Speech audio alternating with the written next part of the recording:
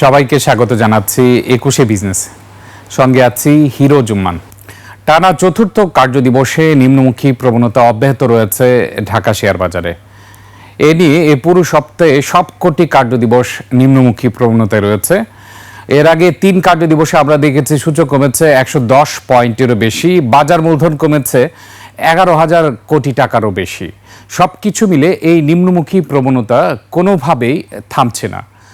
বাজার বিশ্লেষকরা বলছেন, পুঁজিবাজারে যখন উত্থান হয় তখন বিভিন্ন সমন্বয়ক সংস্থা যারা রয়েছে, এছাড়া পুঁজিবাজার সংশ্লিষ্ট যত পার্টিজ রয়েছে, তারা অনেক সময় তদন্তের দাবি করে থাকে। কিন্তু যখন বাজার নিম্নমুখী হয় তখন কেউই তদন্তের দাবি করে না। বাজার বিশ্লেষকরা এ ব্যাপারে খুবই জোর পদক্ষেপ নেওয়ার দাবি জানিয়েছে যে আসলে এই পতনের সাথে কোনো কারসাজি জড়িত রয়েছে কিনা, অথবা শেয়ার বাজারে কোনো একটি মহল গুজব ছড়িয়ে শেয়ার বাজারে পতন ঘটাচ্ছে কিনা, এ নিয়ে তদন্ত করার দাবি জানিয়েছে বিএসইসিকে।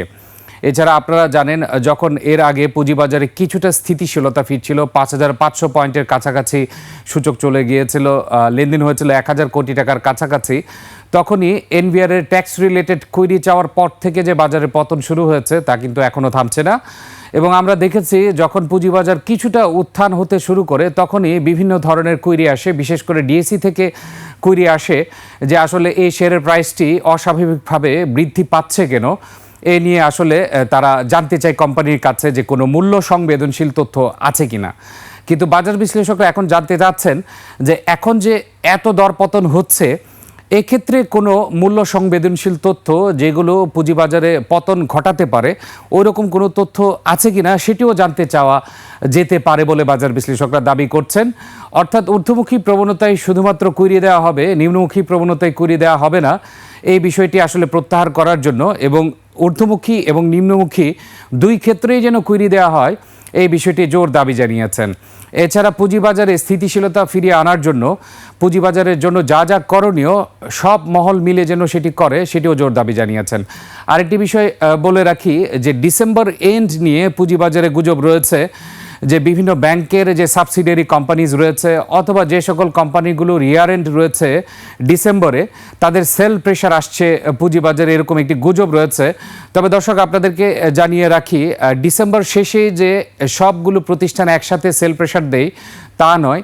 আপনারা জানেন যে কোনো আর্থিক প্রতিষ্ঠান অথবা ব্যাংক তাদের সাবসিডিয়ারিজগুলো পুরো বছরই পজিশন ধরে নেয় এবং এই ক্ষেত্রে তাদের রিয়েলাইজেশনটা প্রত্যেক মাসেই কিছু কিছু করে হয়ে থাকে। শুধুমাত্র যে ডিসেম্বরে রিয়েলাইজেশন করে তা নয়, এক্ষেত্রে বিপরীত ঘটনাও ঘটে থাকে। অনেক সময় দেখা যায় ডিসেম্বর মাসে প্রাইস একটু রিজনেবল থাকে বিধায় অনেক সময় বাইং পজিশনেও যায় অনেক আর্থিক প্রতিষ্ঠানের সাবসিডিয়ারিজ কোম্পানি অথবা ব্যাংক কোম্পানির সাবসিডিয়ারিজ কোম্পানিগুলো।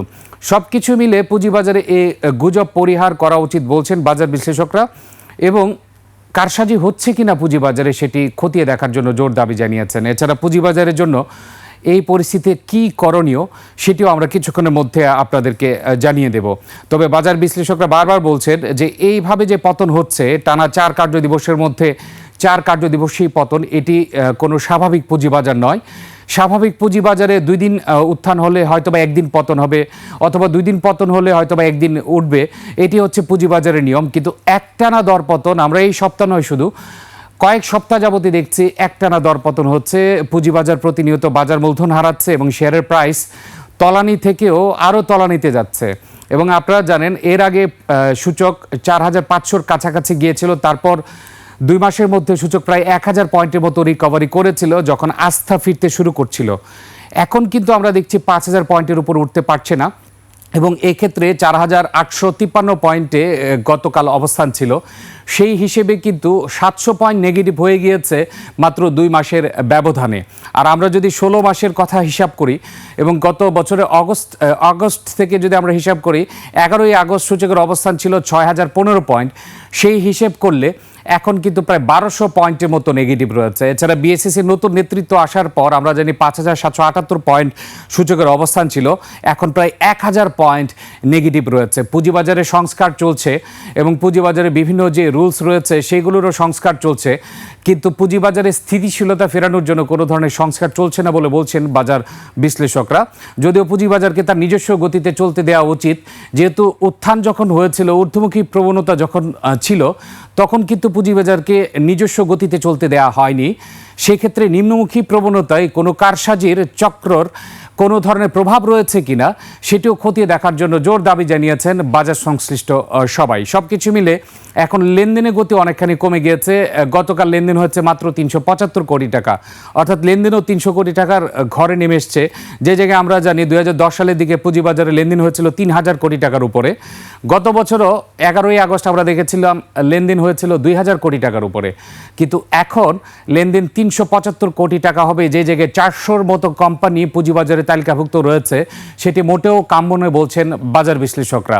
লেনদেনের গতি বাড়াতে হবে, পুঁজিবাজারে কোনো ধরনের কারসাজি হচ্ছে কিনা সেটি খতিয়ে দেখতে হবে, এবং কেন শেয়ারের দরপতন হচ্ছে ইন্ডিভিজুয়াল স্টকের ক্ষেত্রে কোনো কুইরি দেওয়া যায় কিনা সেটিও খতিয়ে দেখার জন্য জোর দাবি জানিয়েছে। আমরা এখন দেখে নিব পুঁজিবাজারে গতি ফেরাতে কি কি বিষয় নিয়ন্ত্রক সংস্থা সহ পুঁজিবাজার সংশ্লিষ্ট সব মহলের এই ব্যাপারে জোর দেওয়া উচিত, সেগুলো আমরা দেখে নিচ্ছি। এবং এক্ষেত্রে পুঁজিবাজারের গতিশীলতা রক্ষায় বাজারের উপর আস্থা বৃদ্ধি করার পরিবেশ তৈরি করতে হবে, বিভিন্ন নিয়ন্ত্রক সংস্থার মধ্যে সমন্বয় তৈরি করতে হবে, ডাইরেক্ট লিস্টিং রুলস সংস্কার এটি বাস্তবায়ন করতে হবে, দ্বৈত কর প্রত্যাহার করতে হবে, সাপোর্ট ফান্ড সৃষ্টি করতে হবে। আপনারা জানেন যে বাজারে একটি নিউজ এসেছে যে 10,000 কোটি টাকার মতো ফান্ড দিতে পারে সরকার। এছাড়া ক্যাপিটাল মার্কেট যে স্পেশাল ফান্ড রয়েছে, বাংলাদেশ স্পেশাল ফান্ড বলা হয়, এটির আকার 1000 থেকে 3000 কোটি টাকা করার প্রস্তাব রয়েছে। অর্থ মন্ত্রণালয় প্রস্তাব করেছে এমনটি জানা গিয়েছে। তবে পুঁজিবাজারে ফান্ডের চেয়েও বড় বিষয় হচ্ছে আস্থা বৃদ্ধি করা প্রয়োজন এবং প্রাতিষ্ঠানিক বিনিয়োগকারীদের অংশগ্রহণ বৃদ্ধি করা প্রয়োজন বলছেন বাজার বিশ্লেষকরা। এছাড়া যে সকল আরও পয়েন্ট রয়েছে, ক্যাপিটাল গেইন ট্যাক্স পুরোপুরিভাবে প্রত্যাহার করা যায় কিনা সেটি দেখা উচিত। ইস্যুয়ার কোম্পানির জন্য প্রণোদনার ব্যবস্থা করা, যাতে পুঁজিবাজারে নতুন নতুন ভালো ভালো কোম্পানি নিয়ে আসা হয় এবং এই সকল কোম্পানি যেন পুঁজিবাজারে নতুন নতুন বিনিয়োগকারীদের যুক্ত করতে পারেন। এছাড়া আরও কিছু বিষয় রয়েছে, ডিএসইর অর্থাৎ ঢাকা স্টক এক্সচেঞ্জের প্রাতিষ্ঠানিক সক্ষমতা ও দায়বদ্ধতা নিশ্চিতকরণ করতে হবে, ফাইন্যান্সিয়াল রিপোর্টের স্বচ্ছতা নিশ্চিতকরণ করতে হবে, প্রযুক্তি উন্নয়ন মানসম্পন্ন আইপিও নিশ্চিতকরণ করতে হবে, মিউচুয়াল ফান্ডের আইপিও কোটা বৃদ্ধি, পাবলিক ইস্যু রুলসের সংস্কার, তালিকাভুক্তির পরে কোম্পানি মনিটরিং জোরদারকরণ।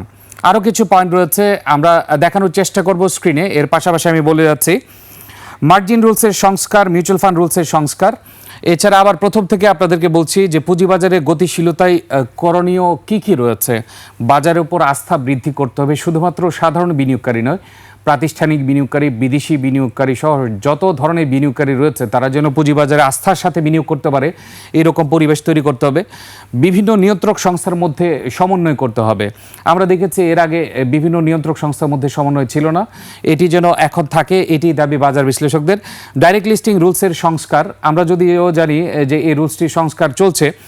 দ্বৈত কর পুরোপুরিভাবে প্রত্যাহার করার দাবি জানিয়েছেন বাজার বিশ্লেষকরা।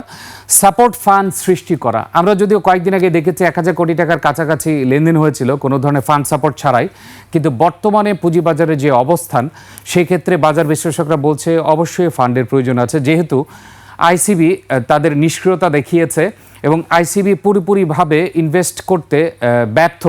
সেই জায়গায় নতুন করে ফান্ড শুধুমাত্র আইসিবি না, অন্য যে কোনো প্রাতিষ্ঠানিক বিনিয়োগকারীদেরকে সহজ শর্তে লোনের ব্যবস্থাও যদি করা হয় তাহলে এটি পুঁজিবাজারে প্রাণ ফিরে পাবে বলে বাজার বিশ্লেষকরা বলছেন। এছাড়া ক্যাপিটাল গেইন ট্যাক্স পুরোপুরিভাবে প্রত্যাহার করা যেন হয় সেটিও বাজার বিশ্লেষকরা বলছেন। ইস্যুয়ার কোম্পানির জন্য প্রণোদনার ব্যবস্থা করা, আমরা জানি 16 মাস যাবৎ পুঁজিবাজারে কোনো আইপিও নেই এবং কোনো কোম্পানি পুঁজিবাজারে তালিকাভুক্ত হতেও চাচ্ছে না। সেই ক্ষেত্রে ইস্যুয়ার কোম্পানির জন্য যদি প্রণোদনের ব্যবস্থা করা হয় তাহলে হয়তো বা কিছু কোম্পানি তালিকাভুক্তিতে আগ্রহ প্রকাশ করতে পারে।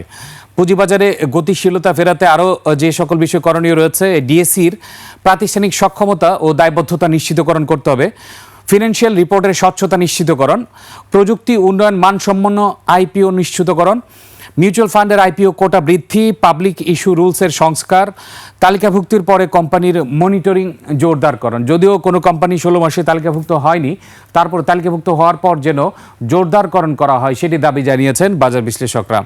এছাড়া আরও কিছু বিষয় রয়েছে, মার্জিন রুলসের সংস্কার, মিউচুয়াল ফান্ড রুলসের সংস্কার। এক্ষেত্রে মার্জিন রুলস সম্পর্কে আপনাদেরকে বলে দেই, বিএসইসি জানতে চেয়েছিল জুনের মধ্যে প্রত্যেকটি ব্রোকারেজ হাউস যাদের নেগেটিভ ইকুইটি রয়েছে এবং আনরিয়েলাইজড লস রয়েছে তাদেরকে প্ল্যান জমা দেওয়ার জন্য। এর মধ্যে যারা যারা প্ল্যান জমা দিয়েছে তাদেরকে সময় বাড়িয়ে দেওয়া হয়েছে। নেগেটিভ ইকুইটি ও আনরিয়েলাইজড লস এর বিপরীতে প্রভিশন সংরক্ষণের সময়সীমা বাড়ানো হয়েছে।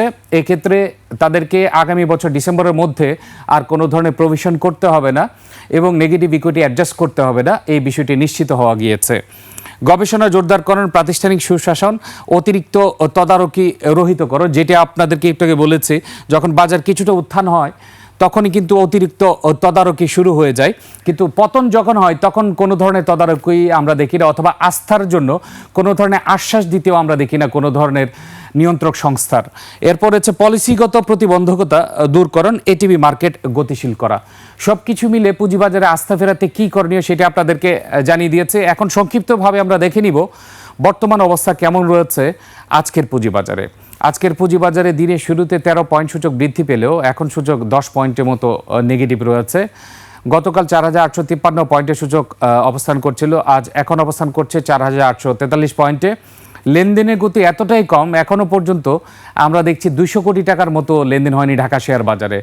এছাড়া দেখা যাচ্ছে লেনদেন হওয়া কোম্পানিগুলোর মধ্যে বেশিরভাগ কোম্পানি দর হারিয়েছে এখন পর্যন্ত দেখা যাচ্ছে দর বৃদ্ধি এবং কমার মধ্যে খুব একটা বেশি পার্থক্য দেখা যাচ্ছে না। 157টি কোম্পানি অ্যাডভান্স হয়েছে, ডিক্লাইন হয়েছে 143টি কোম্পানির। দর্শক, আমরা দেখতে পাচ্ছি ডিএসসি ইন্ডেক্স 13 পয়েন্ট কমেছে এখন পর্যন্ত। মোট লেনদেন হওয়া কোম্পানিগুলোর মধ্যে একটু আগে যেটি বলছিলাম, বেশিরভাগ কোম্পানি দর হারাচ্ছে। এখন মাত্র 97টি কোম্পানি দর বৃদ্ধি পেয়েছে, 213টি কোম্পানি দর হারিয়েছে। অর্থাৎ হঠাৎ করে এই যে পতন, একটানা পতন, এর পেছনে কোনো কারসাজি চক্র রয়েছে কিনা, কোনো ধরনের কারসাজি হচ্ছে কিনা সেটি খতিয়ে দেখার জন্য দাবি জানিয়েছেন বাজার বিশ্লেষক সহ পুঁজিবাজার সংশ্লিষ্ট সব মহল। এখন পর্যন্ত লেনদেন হয়েছে মাত্র 194 কোটি টাকা, অর্থাৎ বোঝাই যাচ্ছে গতকালের মতো 300 কোটি টাকার ঘরে লেনদেন হবে ঢাকা শেয়ার বাজারে এখন পর্যন্ত। আমরা দেখে নিলাম ঢাকা শেয়ার বাজারে কি অবস্থা রয়েছে, এর পাশাপাশি শেয়ার বাজারকে গতিশীল করার জন্য কি করণীয় সেটিও জানিয়ে দেওয়া হয়েছে। এছাড়া পুঁজিবাজারে এই অব্যাহত দরপতনের পেছনে কোনো কারসাজি চক্র রয়েছে কিনা সেটিও খতিয়ে দেখার জন্য দাবি জানিয়েছেন বাজার বিশ্লেষকরা। তো দর্শক, এই ছিল আমার কাছে ঢাকা শেয়ার বাজারের সর্বশেষ অবস্থা। দর্শক, নিচ্ছে একটা বিরতি, ফিরছি একটু পরে, ততক্ষণ আমাদের সঙ্গেই থাকুন।